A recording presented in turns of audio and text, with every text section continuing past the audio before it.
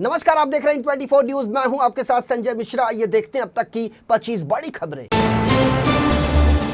भारत में corona virus के 752 नए मामले दर्ज, तो वहीं 4 मरीजों की कोरोना वायरस की चपेट में आने से हुई मौत। उपचाराधीन मरीजों की संख्या बढ़कर हुई 3420। केंद्रीय स्वास्थ्य मंत्रालय ने दी जानकारी। उत्तर प्रदेश के सभी अस्पतालों में भर्ती होने वाले सर्दी, जुकाम, बुखार और सांस लेने में दिक्कत जैसी समस्या वाले गंभीर मरीजों की कोविड जांच कर दी गई है अनिवार्य। कोविड की बढ़ती संख्या के मद्देनजर लिया गया है यह निर्णय। योगी सरकार की तरफ से तमाम जिलों को जारी निर्देश में गंभीर मरीजों पर विशेष सावधानी बरतने के दिए गए निर्देश। तेलंगाना में शुक्रवार को कोविड-19 के 9 नए मामले आए सामने, जिनमें से 8 मामले हैदराबाद से, तो वहीं 1 मामला रंगारेड्डी से। स्वास्थ्य विभाग द्वारा जारी बुलेटिन के मुताबिक उपचाराधीन मरीजों की संख्या हुई 27। राजस्थान में कोरोना वायरस संक्रमण के 6 नए मामले दर्ज, जबकि संक्रमण से दौसा में एक मरीज की मौत। कोरोना वायरस संक्रमण से निपटने के लिए सभी तरह के स्वास्थ्य सेवाओं और अस्पतालों को रखा गया अलर्ट मोड पर। दिल्ली एनसीआर समेत पूरे उत्तर भारत में शुरू हो गया है शीतलहर का प्रकोप। कई जगहों पर कर दी गई है स्कूलों की छुट्टियां। ठंड के साथ दिल्ली एनसीआर में गंभीर स्तर पर पहुंच गया है प्रदूषण। एनसीआर में फिर से लागू कर दी गई है ग्रैब 3 की पाबंदियां। देश की राष्ट्रीय राजधानी दिल्ली के साथ साथ पड़ोसी राज्य हरियाणा के शहरों में भी प्रदूषण ने घोला हवा में जहर। हरियाणा की स्मार्ट सिटीज में भी प्रदूषण से बढ़ती जा रही है परेशानी। लगातार बढ़ते प्रदूषण के लेवल को देखते हुए केंद्र की मोदी सरकार भी गंभीर।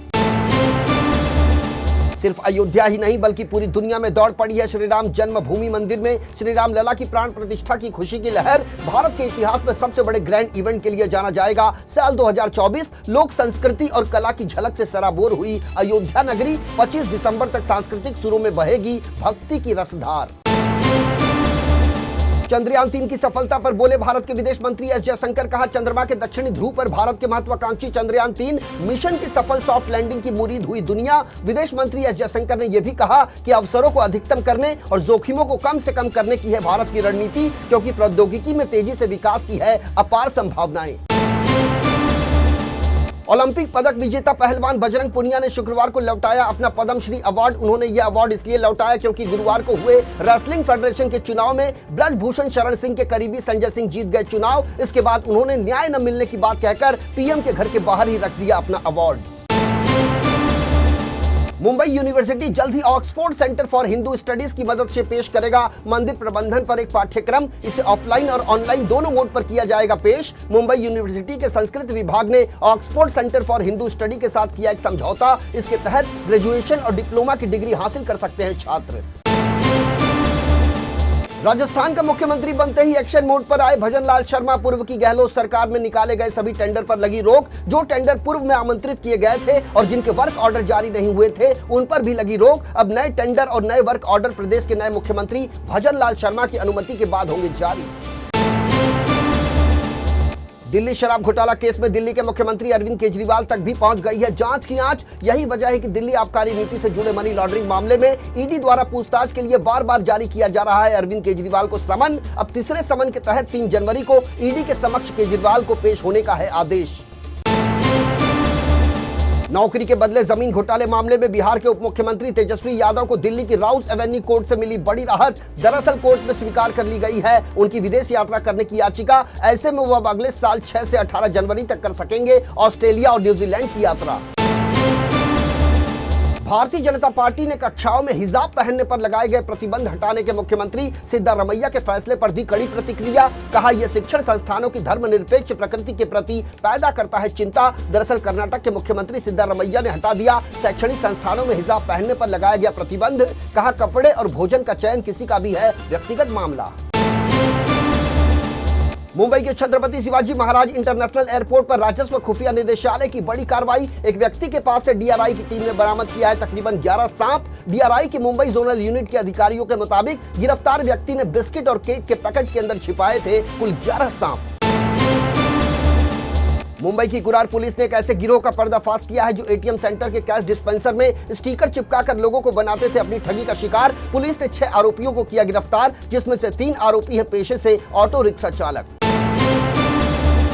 दरअसल मुंबई के कुरार पुलिस स्टेशन के अंतर्गत आने वाले इलाके में स्थित एटीएम सेंटर में एक व्यक्ति गया। उसने मशीन में कार्ड डाला, रकम टाइप की और पिन नंबर भी टाइप किया, लेकिन कैश डिस्पेंसर से नहीं निकली रकम। जिसके बाद कथित व्यक्ति बैंक के पास शिकायत करने के लिए एटीएम सेंटर से निकला बाहर, तो घात लगाए आरोपी ने एटीएम सेंटर पर घुसकर उड़ा लिए पैसे। कुरार पुलिस के अनुसार ऐसे हुआ ठगी का खुलासा। संसद सुरक्षा चूक मामले में गिरफ्तार आरोपी महेश कुमावत की कोर्ट में पेशी। दिल्ली की पटियाला हाउस कोर्ट ने बढ़ा दी गिरफ्तार आरोपी की पुलिस रिमांड। वहीं दूसरी ओर संसद की सुरक्षा चूक मामले में पकड़ी गई हरियाणा के जिंद की नीलम कर सकती है अपने वकील से मुलाकात, लेकिन कोर्ट ने परिवार के लोगों से नहीं दी मिलने की इजाजत। साउथ के सुपरस्टार प्रभास की फिल्म सैलार का लोगों को लंबे समय से था इंतजार। प्रशांत नील के निर्देशन में बनी इस फिल्म को देखने के लिए पहले दिन दर्शकों की उमड़ी भीड़। नतीजा ये रहा कि फिल्म के कलेक्शन ने जवान फिल्म को भी पीछे छोड़ दिया। पहले दिन फिल्म में सभी भाषाओं को मिलाकर कलेक्शन किया 95 करोड़ रुपए का। बॉलीवुड सुपरस्टार शाहरुख खान की फिल्म डंकी भी लोगों के दिल जीतने में रही कामयाब। सालार की रिलीज से फिल्म के कलेक्शन में दूसरे दिन गिरावट देखने को मिली। पहले दिन फिल्म ने 29.2 करोड़ का बिजनेस किया, तो वहीं दूसरे दिन फिल्म ने 20 करोड़ रुपए कमाए। इसके साथ ही फिल्म का कुल कलेक्शन हुआ 49.2 करोड़। साल 2024 के लोकसभा चुनाव के लिए बचा है करीब 3 महीने का समय। इसी बीच भारतीय जनता पार्टी केंद्रीय कार्यालय में 2 दिवसीय राष्ट्रीय पदाधिकारी बैठक में पीएम मोदी का संबोधन। पीएम मोदी ने चुनाव की तैयारियों के मद्देनजर पार्टी पदाधिकारियों को दिए कई अहम निर्देश।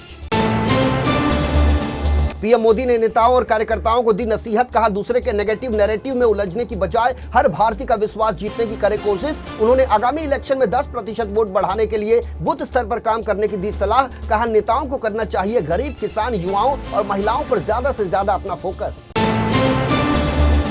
जम्मू कश्मीर के राजौरी और पुंछ में आतंकवादियों की तलाश में सेना और पुलिस का सर्च ऑपरेशन तीसरे दिन भी जारी। दरअसल 21 दिसंबर को पुंछ में आतंकियों के एक टारगेट हमले में भारतीय सेना के 4 जवान हुए थे शहीद, जबकि 3 जवान हुए थे बुरी तरह जख्मी। अब पूरे इलाके में ड्रोन और अन्य साधनों के जरिए आसमान में रखी जा रही है निगरानी। सेना ने तेज कर दी है जमीनी तलाशी अभियान।